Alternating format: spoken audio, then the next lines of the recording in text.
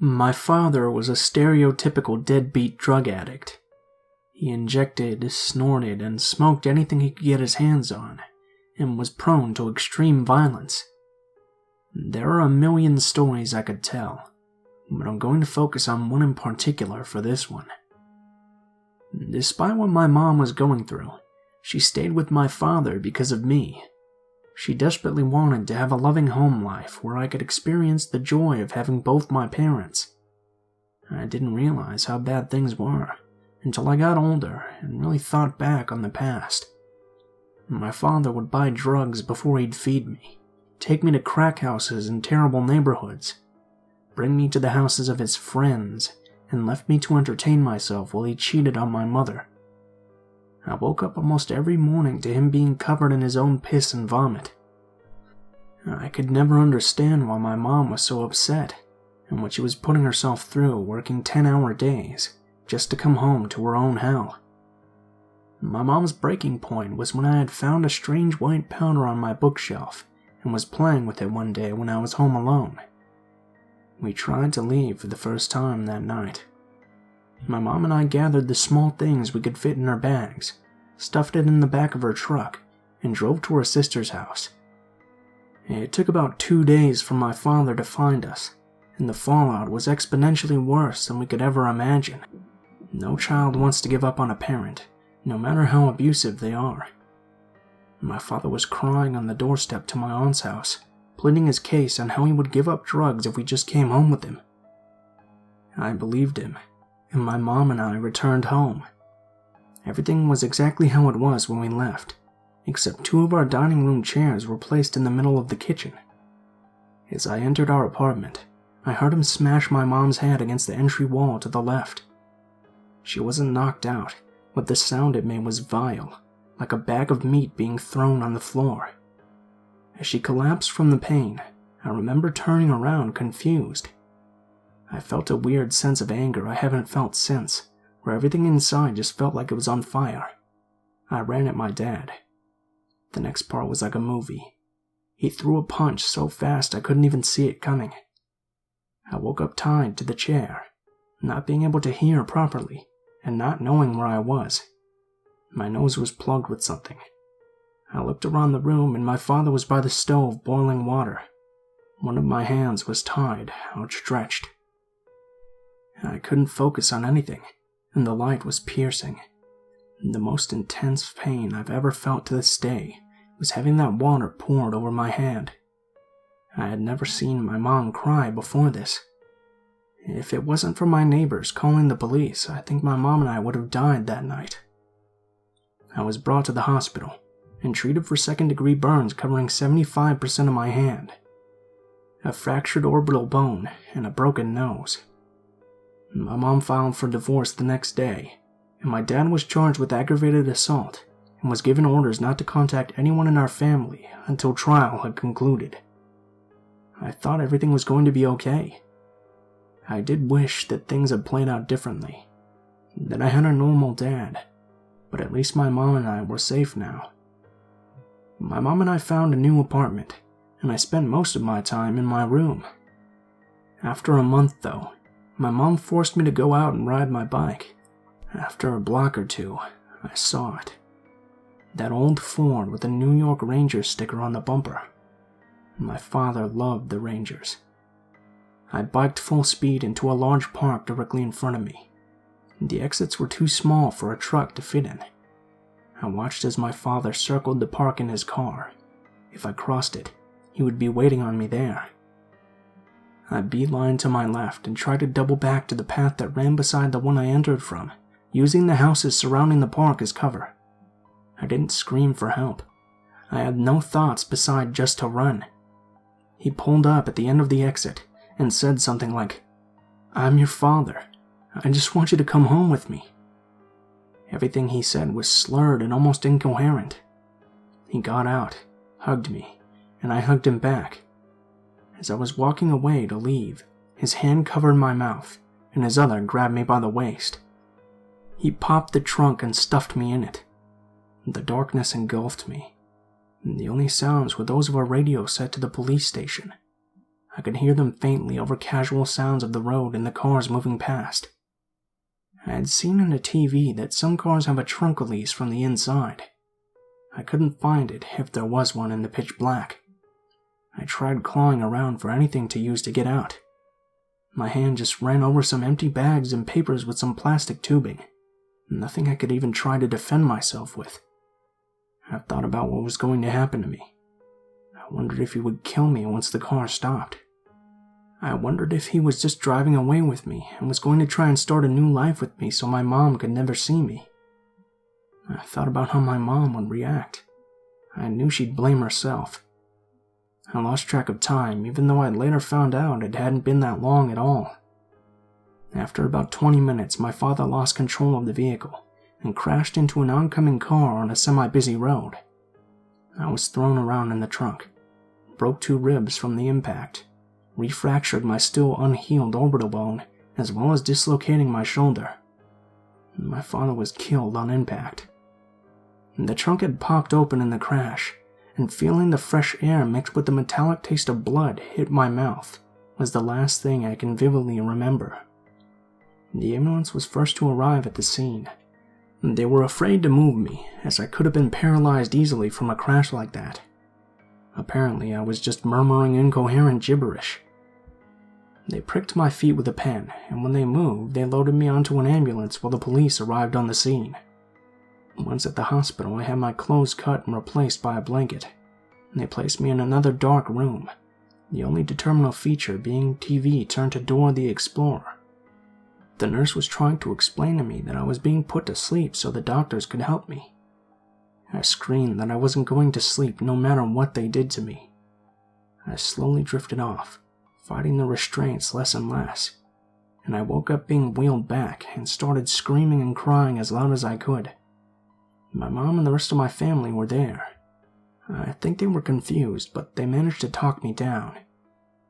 I spent the rest of the week watching every episode of Pokemon I think they've ever made. I'm still not okay with what happened 100%, but I feel like maybe getting it out there might make me feel a little bit better. I got into drugs and alcohol for a bit to help with the pain, but I kicked it because I didn't want to end up like him. I just often think what life would have been like if I had been born into a normal family with a normal father.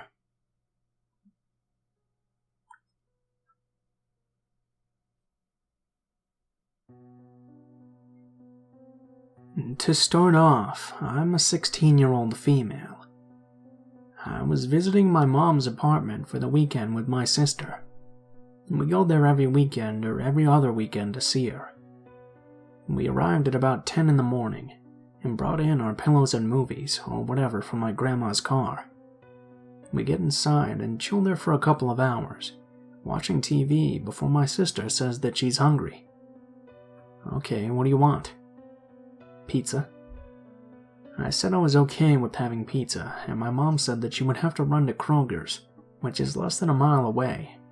She said she would also get some movies from Redbox. My sister then asked if she could go with my mom, and my mom said she could. She asked if I would be okay to stay in the apartment by myself. I said that I would because I was old enough. I'll be gone 20 minutes tops, my mom said. She didn't like leaving me alone, but she thought it would be okay, as she told me later. Now my mom's apartment is in kind of a crappy place, where sex trafficking people have been spotted, drug dealers and thieves and the like. But I was on the 3rd floor of one of many surrounding apartment buildings, with tons of neighbors. I would be fine.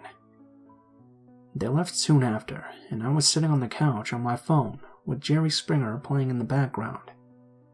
It was about 10 minutes after they left, when I heard the doorknob start to jiggle. I looked up, not feeling scared right away, but feeling a little bit wary. I should mention that I carry a pocket knife everywhere with me, and that the blade is about 3 or 4 inches long. It was sitting on the coffee table in front of me when I got up to go to the door. I'm only 5'3", and I knew not to open the door, so I grabbed a chair and stood on it to look through the peephole. And that's when I shit my pants. On the other side, there was some random Mexican guy, just standing there trying to jimmy open the door. Of course, being how I am, I tried to laugh myself out of being afraid because I had no reason to think he was going to do something to me. Maybe he just had the wrong room. I've never seen him before, and I don't know everyone in the building personally, but I'd seen everyone at least once, and I knew he wasn't one of them. "Hey man, I think he got the wrong room." He froze, his eyes glued to the door handle, and then he looked at the peephole. He could probably tell exactly where I was when I spoke. I swear we made eye contact, and the whites of his eyes were so yellow I thought he had jaundice. Then he all of a sudden started ramming the door with his shoulder, like full-on shoulder ramming like in football. I jump off my chair and grab my phone and knife, and run into a room with a window and lock the door. I call my mom's friend who lives in the apartment building across the street, and start crying hysterically. "Jess, someone's trying to break in. Call the cops, bring Chris, just get over here fast." She didn't even hesitate. Within seconds of hanging up, I call my mom.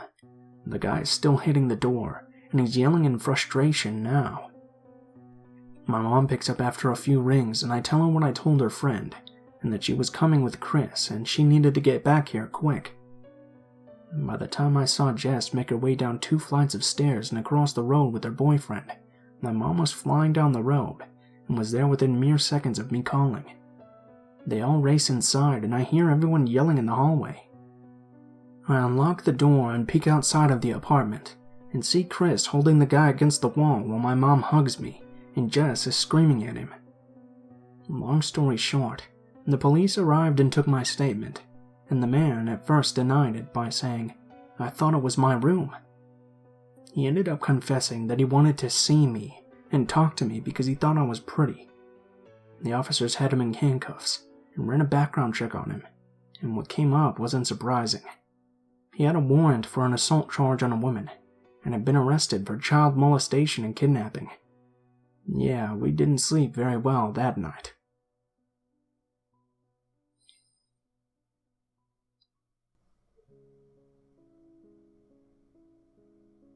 At the time this incident took place, I was 19, very petite and overly trusting.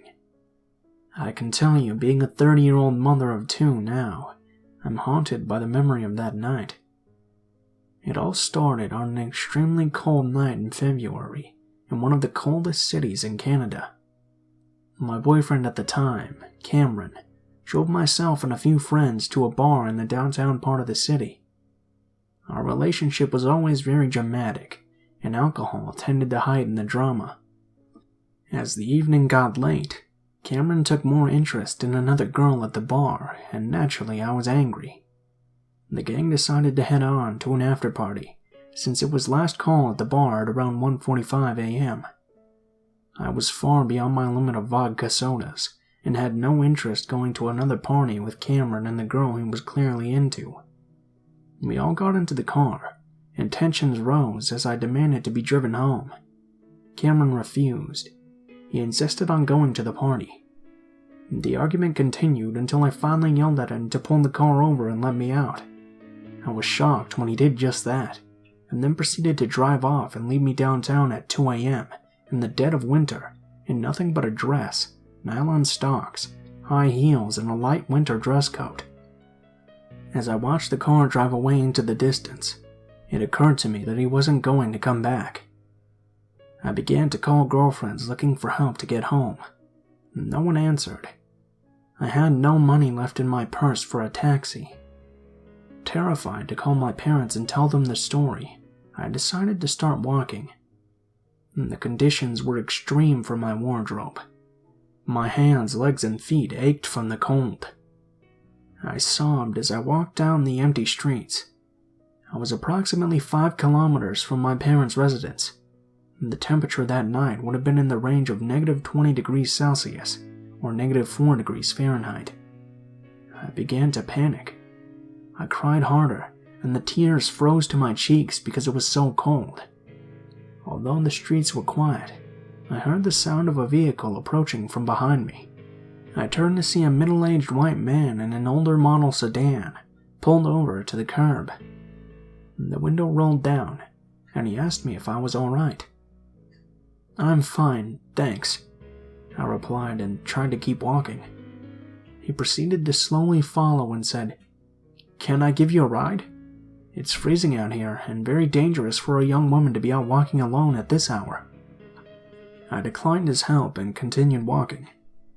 The man, who identified himself as Bill, continued to follow me and explained that he had a daughter my age and would be terrified to know she was out here alone like this.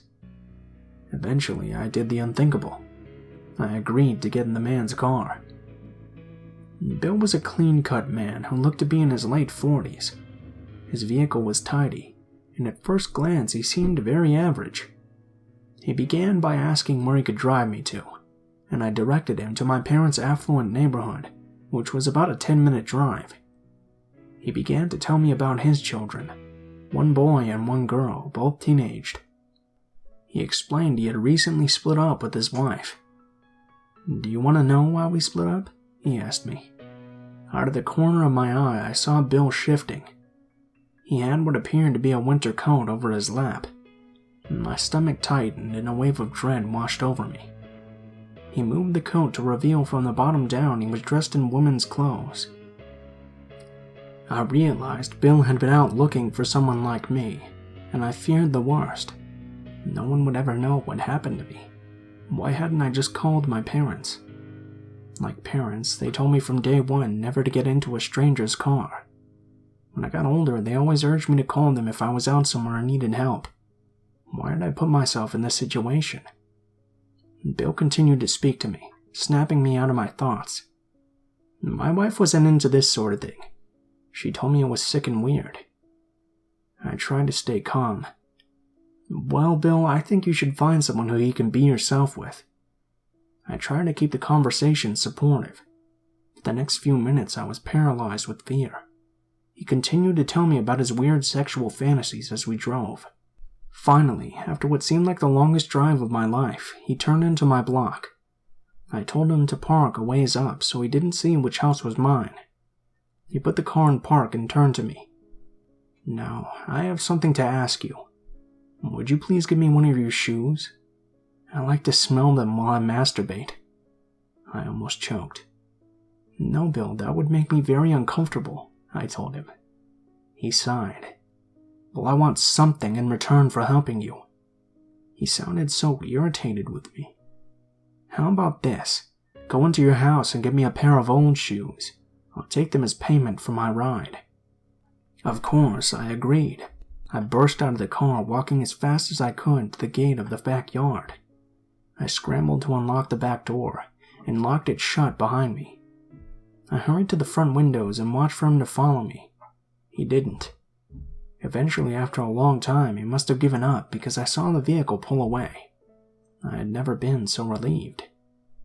I can't explain the desperation I must have been feeling that night. I've never done anything that crazy before. Here's when things get worse. The next morning, my friend Lily called me back, worried about all the missed calls on her phone. I told her the whole story, and she was silent for a moment.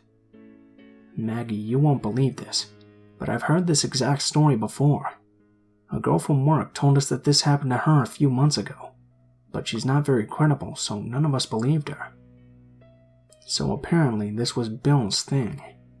My question is, did things ever escalate as time went on? My skin crawls whenever I remember that night.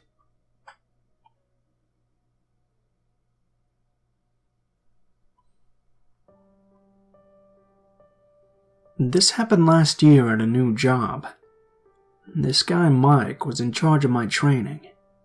At first, he seemed like a nice guy. We'd talk about common interests, have lunch together, normal things that coworkers do. Then one day, he started to overshare things from his personal life, like, "I hate my wife," who I knew was pregnant at the time, and, "If I told you I cut myself in a place that only God and I can see, would you want to know where?" Now keep in mind, I'd known the guy for all of 3 weeks when this started happening, and the most personal thing I'd ever shared was that I'd been on Prozac in my first year of college, which I didn't think was a big deal because doctors prescribe it like candy. Whatever. I didn't want to piss him off because what if he started bad-mouthing me to the managers? Still, I did my best to change the subject when he went too far, which was becoming a nearly daily thing. I also tried to avoid being alone with him as much as possible. That didn't stop Mike from deciding that I was now his best friend and sister. He had started actually referring to me as his sister from another mother, and then just his sister in front of other people from the office. The first couple times he did it, I laughed it off, but then it stopped being funny because in his mind this was now a fact. He even tried to make the relationship official on Facebook. I'd added him along with some other people from work, which was a big mistake. By this point, my actual biological brother was itching to have a talk with this guy, but I told him it wasn't a big deal and I'd try to gently extricate myself from the situation. Well, gently extricating myself didn't work. I was having lunch with this other guy from work in the cantina one day. Background: this is a guy who finished the same course I did, so we had lots to talk about, and really liked having someone my age to talk to. Anyway, I could see Mike giving him the stink eye from across the room. He was eating alone in a very obvious "look what you're doing to me" display. Other guy messages me on Facebook, telling me Mike's texting him over Slack about me. We use Slack at work, and some other people have it on their phone for out-of-hours stuff. He shows me screenshots of the convo. Mike basically saying shit like, "I'll protect her to my dying breath from scum like you," and "If you break her heart, I'll break you." This is some of the most cringe and disturbing stuff I've ever read from someone I actually know in real life. Other guy rightfully asked me what the hell is going on. Did I tell Mike we were together or something? Because if I did, he apologizes if he sent me the wrong signals, but we're most definitely not. I'm pretty pissed by now, not just because this is threatening one of the few friendships I have at work, because this is pretty fucked up all around. I messaged Mike asking him to stop threatening my friend, while also apologizing to other guy over the misunderstanding. Mike texts back, "I'm just looking out for you, and that's what brothers are supposed to do." Okay, deep breath. This is happening. I message him telling him that he's a very good friend, emphasis on friend, but I don't need to be looked out for. He comes back with, "And then I'll just protect you from the shadows," and a winky face. He says some other cringe stuff about me being young and naive, which makes me a target, but by this point I'm 300% done with whatever he thinks this is, so I just block him. The next morning, Mike comes in late, sits his ass down, and immediately texts me on Slack. I ignore it. A bit later, he gets up to go for his smoke break, and as he goes past, he says, "Hey, I slacked you, did you see?" "Yeah, I saw, but I'm not doing this anymore." I pull off some generic "sorry I'm busy" line, and mind my own business. Lunch comes and goes. The day goes on without a word from him, until about 10 minutes before it's time to go home. I get a wall of text on my Slack that basically makes me realize that what's happening in Mike's head has absolutely nothing to do with real life. Zero. He thinks I'm lashing out because I'm hurt and angry because of my trauma. He says he'll stand by his dear friend because he made a promise to be my brother and defender, and he's not going to take the easy way out and let me go just because I'm hurt. He actually wants me to take out my pain and anger on him, because he can take it. I'm sitting there reading all this, and all I can think is, what the hell? Mike logs off for the day as I'm still processing all of this. I go down to the parking lot some 20 minutes later, and there he is smoking next to his car. I ignore him as I walk past, and he just stands there unmoving, staring at me as I get into my car and drive away. This is where I started to think about talking to a manager. We have two of them, a younger guy and a woman. Let's call them Pete and Pam. I started writing this long email to both of them, and also thought about talking to other guy to back me up. In the end, I decided not to. Mike had a kid on the way, and he was clearly in need of mental help, which he probably wasn't getting. I wasn't about to get him fired and take away his livelihood. Spoiler alert, I lived to regret it. Things were, dare I say it, normal after a while. Sure, I caught Mike staring at me every now and then, but I pretended not to notice. Then after a few weeks of nothing, one of the other girls on our team says she has something to tell me. Let's call her Nice Girl, because she ended up helping me a bunch of times after that. So Nice Girl and I go out for coffee at lunch. She told me Mike has been talking to other coworkers about me and my hurt. I'm struggling with my depression, and it's so bad it's making me push my family away. Now he's been trying to help me, and it breaks his heart that I won't let him, because he cares for me so very much. How many people has he been talking to? Nice Girl knows about at least one other person. And this makes me livid.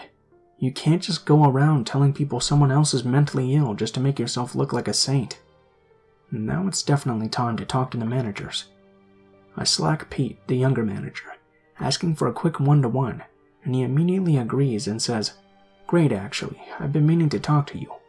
Pam will be joining too, just need to get her down here." Crap. Oh well, I guess this is really happening. We meet later the same day and Pete starts asking how I'm getting on, if I get along with the rest of the team, and so on. I have a feeling I know where this is going.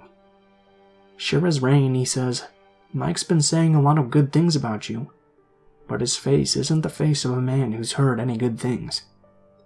All the while, Pam is just sitting there not really saying anything, just nodding and smiling in a way that makes me a bit uncomfortable. I'm starting to get super anxious because I'm a non-confrontational person usually, and I hate drama, but Mike's crossed all the lines. Still trying to be nice, I say, "Look, I think I gave Mike the wrong impression," and I give them a whitewashed version of what's been going on. And at this point, Pam asks me, "Did you ask him to stop?" Well, not really, but I'd assumed blocking him on Facebook and not engaging him on Slack or offline sends the same message. Pam then proceeds to give me some bullshit advice like, if he starts to talk to you about inappropriate things, tell him you're not comfortable with this, and don't engage with him in personal circumstances or outside of work. They also promise they'll assign someone else as my trainer and mentor, and they'll talk to him over spreading inappropriate rumors, which I insist again are not true. Another week goes by and Nice Girl, myself, and another guy who's friends with her are all heading out to get coffee. As soon as we walk in the door of the place, there's fucking Mike with 2 cups of coffee, and one of them has my name on it. He tries to give that one to me and says something about it being just the way I like it, but my heart is racing so fast I can't make out what it is, and I'm pretty sure I'm going to have a heart attack there and then. By the time I get a grip, Mike's gone and Nice Girl is looking very concerned, asking if I'm okay, and saying I look like death. We end up outside while Nice Girl's friend is waiting in line, and I'm shaking and trying not to cry. She asks what's going on, so I tell her some of the things Mike's been doing. By the end of the day, she looks disturbed and says I should talk to the managers. Well, I already did, but she says I should tell them about today. As soon as I'm back in the office, I go straight to Pam.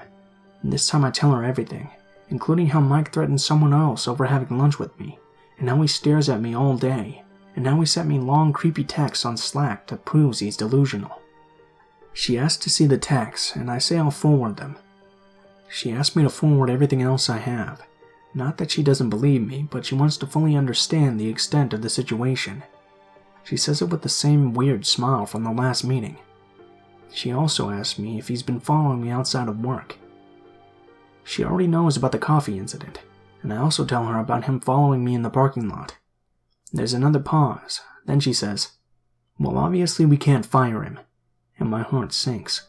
But apparently this isn't serious enough for them to boot him, though they can discipline him for using the company Slack inappropriately. She asks if I'd like to transfer to another team, but I'd still have to work in the same building as this psycho. Finally, she suggests a mediation. A meeting including her, someone from HR, Mike, and me. She doesn't sound very convinced it'll do anything, and neither am I, to be honest. Did I agree to that mediation? Of course I did. Did it help? Of course not. Let me just start by saying I was super anxious throughout. I was literally shaking.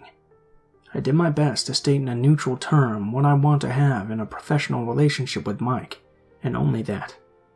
I'm not comfortable with him oversharing personal information or talking to other people about my problems which aren't even real. Throughout the whole damn thing, he was just sitting there saying, "Yeah, okay, with this shit-eating grin on his face like we're just playing pretend. The only other time he had any other reaction was when I indirectly said he'd been making stuff up about me. He said something along the lines of, "Well, you kinda told me, remember?" As if that would make any of this okay. The same day, I got a Slack message from him saying, "If you wanted me to give you some space, you should have just asked. No need to go to HR about it." He wasn't sitting at his desk, but he probably was still in the building somewhere. Otherwise, I'm pretty confident I would have lost my shit then and there. I sent something back along the lines of, "Well, I'm saying it now.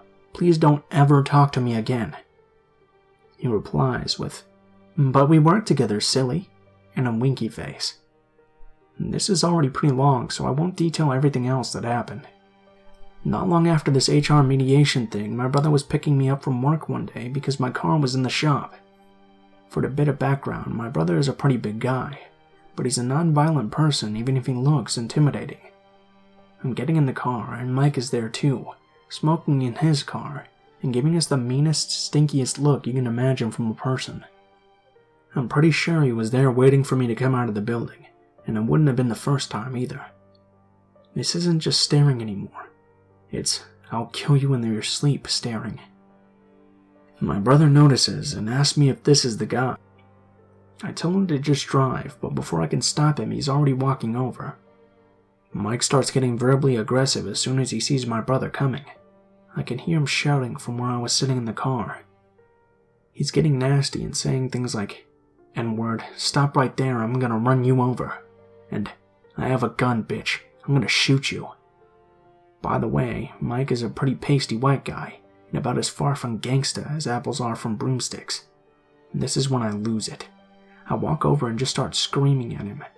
I've never in my life let loose at someone like this, before or since, and I honestly scared myself that time. At some point, Mike just drives off while I'm in the middle of it. I was hysterical for the rest of the evening, and I called in sick the next day because I couldn't stand the thought of being anywhere near this person again. While I was out sick, I received a text from an unsaved number saying, "Bitch." Just that. My brother was already telling me I should quit the job and get a restraining order against this freak, because it was obvious people in the workplace weren't going to protect me. No job in the world was worth dealing with something like this, right? I could stay with him and his girlfriend for a while if I was worried about money. My mind still wasn't made up, but the same evening I received a picture message of a man slitting his wrists. You know how they say, "Go down the street, not across the road"? This was across the road, but it was really messy and bloody. I couldn't see a face in the picture, but it was painfully obvious that this was Mike fucking with me. I blocked the number and quit the job the next day. I also stayed with my brother and his girlfriend for a while, but Mike never tried to get in touch again. That is, until last week. You know how LinkedIn has this "people who looked at your profile" thing?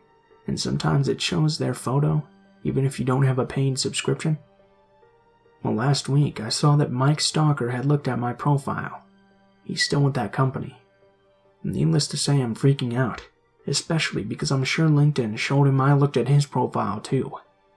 I started writing this as a way to keep track of everything that happened between me and Mike, because if he says or does anything, if he happens to just walk by my current workplace, or if he messages me, I'm going straight to the police. But since I've been a long-time lurker on this sub, I thought I'd post it here too.